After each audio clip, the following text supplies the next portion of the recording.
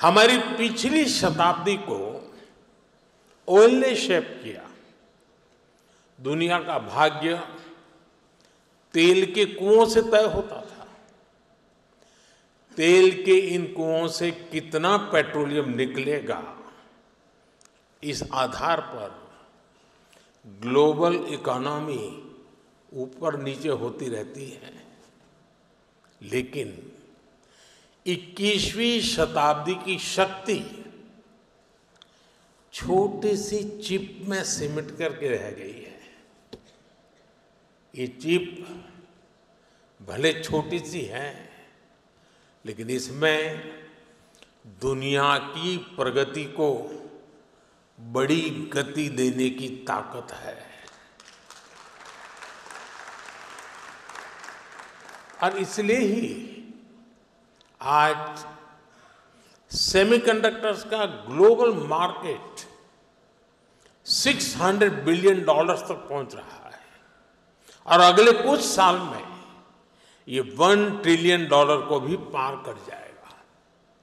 और मुझे विश्वास है, भारत जिस तेजी से सेमीकंडक्टर सेक्टर में आगे बढ़ रहा है, इस 1 ट्रिलियन मार्केट शेयर में एक अहम हिस्सा भारत का रहने वाला है। फ्रेंड्स, भारत की स्पीड क्या है, ये भी मैं आपके सामने रखना चाहता हूं। साल 2021 में हमने सेमिकॉन इंडिया प्रोग्राम शुरू किया।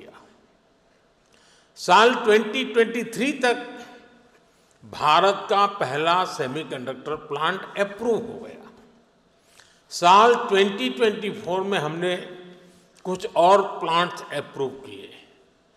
साल 2025 में हमने 5 और प्रोजेक्ट्स क्लियर किए। कुल मिलाकर सेमीकंडक्टर के 10 प्रोजेक्ट्स में $18 बिलियन यानी 1.5 लाख करोड़ रुपए से अधिक का इन्वेस्टमेंट हो रहा है। ये भारत पर दुनिया के बढ़ रहे भरोसे को दिखाता है। साथियों, आप जानते हैं, सेमीकंडक्टर्स में स्पीड मैटर करती है। फाइल से फैक्ट्री का समय जितना कम होगा, जितना कम पेपर वर्क होगा, वेफर वर्क उतना जल्दी शुरू हो पाएगा।